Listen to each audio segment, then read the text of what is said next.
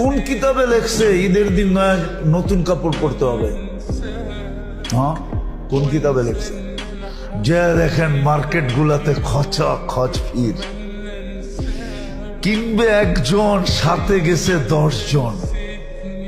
হ্যাঁ, কোন শয়তানে যে পাইলো আমাদের মা বোনদের আল্লাহই জানে।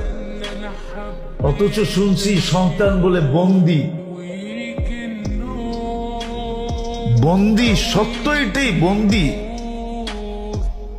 কিন্তু তারপরও রমজানে কোন শয়তানে পাইলো, কিনবে একজনে, গেছে পুরা ফ্যামিলির মহিলা।